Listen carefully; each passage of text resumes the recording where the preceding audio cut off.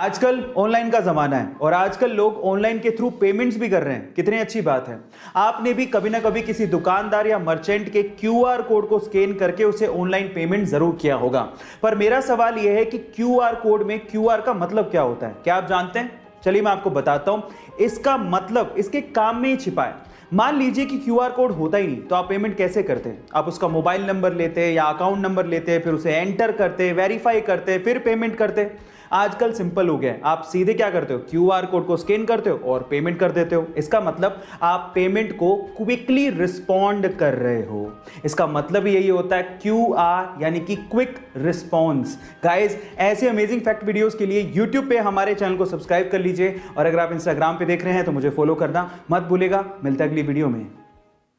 Coca Cola company, इसे आज कौन नहीं जानता है। पूरी दुनिया में 500 से ज्यादा बेवरेज ब्रांड्स कोका कोला अकेले सेल करती है। आपने भी कभी ना कभी कोका कोला का कैन खरीद के जरूर पिया होगा। लेकिन क्या आपको पता है कि 1936 में कोका कोला का कैन कुछ ऐसा दिखता था जैसे कि मैकेनिक की शॉप पे कोई ऑयल का कैन पड़ा हो। Oh my God. लेकिन आप लोग सोच रहे होंगे 1936 में अगर कैन आता था तो कोका कोला कितनी पुरानी कंपनी है। मैं आपकी जानकारी के लिए आपको बता दूं कि कोका कोला 29 जनवरी 1892 में शुरू हुई थी, वो भी यूनाइटेड स्टेट्स में। आपको ये जानकारी कैसे लगी चैट सेक्शन में जरूर लिखिएगा और ऐसे अमेजिंग वीडियोस के लिए यूट्यूब पे हमारे चैनल को सब्सक्राइब कर लीजिएगा और अगर आप इंस्टाग्राम पे देख रहे हैं तो मुझे फॉलो करना मत भूलिएगा। मिलता है अगली वीडियो में। जब आप 21 साल के थे तो आप क्या कर रहे थे? या आपके आसपास अगर कोई अभी 21 साल का है तो वो क्या कर रहा होगा? ऑब्वियसली वो अपने हायर एजुकेशन के बारे में सोच रहा होगा और फिर उसके बाद वो जॉब के बारे में सोचेगा। लेकिन 21 साल की उम्र में ही जयपुर राजस्थान के मयंक प्रताप सिंह इंडिया के सबसे यंगेस्ट जज बन गए हैं। जी हां गाइस, मयंक प्रताप सिंह ने अपनी एलएलबी के जस्ट बाद राजस्थान का आरजेएस यानी कि राजस्थान जुडिशियल सर्विस एग्जाम दिया और उसे पहले ही अटेम्प्ट में बिना कोचिंग के सहारे निकाल दिया। गाइस, अगर अगली बार आपसे कोई पूछे कि इंडिया का यंगेस्ट जज कौन है तो नाम याद रखिएगा, मयंक प्रताप सिंह। ऐसी अमेजिंग वीडियोस के लिए यूट्यूब पे हमारे चैनल को सब्सक्राइब कर लीजिएगा और अगर आप इंस्टाग्राम पे देख रहे हैं तो मुझे फॉलो करना मत भूलिएगा। मिलता है अगली वीडियो में। गाइस, अगर आपने हमारे सोलर सिस्टम के प्लैनेट्स को बड़े ध्यान से देखा है तो आपने जुपिटर के ऊपर ये लाल धब्बा जरूर देखा होगा। पर मेरा सवाल यह है कि आखिर ये लाल धब्बा है क्या?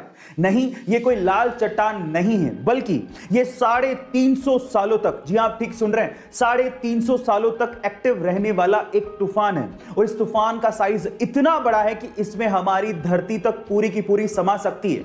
गाइस, ये ह्यूमंस की जानकारी के हिसाब से अब तक का सबसे लंबा एक्टिव रहने वाला तूफान है। अर्थ पर 1994 में हैरिकेन जोन्स नामक एक तूफान आया था जो कि मात्र 31 दिनों तक ही एक्टिव था, जबकि ये तूफान 350 सालों से जुपिटर के ऊपर एक्टिव है। गाइस, आपको ये फैक्ट जान के कैसा लगा चैट सेक्शन में जरूर लिखिएगा और ऐसे अमेजिंग वीडियोस के लिए यूट्यूब पे हमारे चैनल को सब्सक्राइब कर लीजिएगा और अगर आप इंस्टाग्राम पे देख रहे हैं तो मुझे फॉलो करना मत भूलिएगा। मिलता है अगली वीडियो में।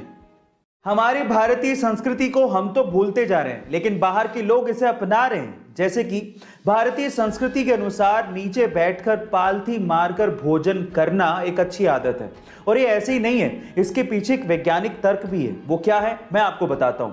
जैसे आप जमीन पर बैठते हैं और पालथी मारते हैं, ये एक तरह का योगासन है और इस योगासन से आपका मस्तिष्क यानी कि माइंड शांत रहता है और जब आप भोजन कर रहे हैं और आपका माइंड शांत रहता है तो आपकी पाचन क्रिया भी अच्छी होती है, यानी कि खाना आसानी से पचता है।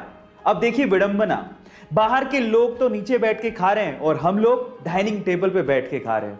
गाइस, आपका इसके बारे में क्या ख्याल है चैट सेक्शन में जरूर लिखिएगा और ऐसे अमेजिंग वीडियोस के लिए यूट्यूब पे हमारे चैनल को सब्सक्राइब कर लीजिएगा और अगर आप इंस्टाग्राम पे देख रहे हैं तो मुझे फॉलो करना मत भूलिएगा। मिलता है अगली वीडियो में।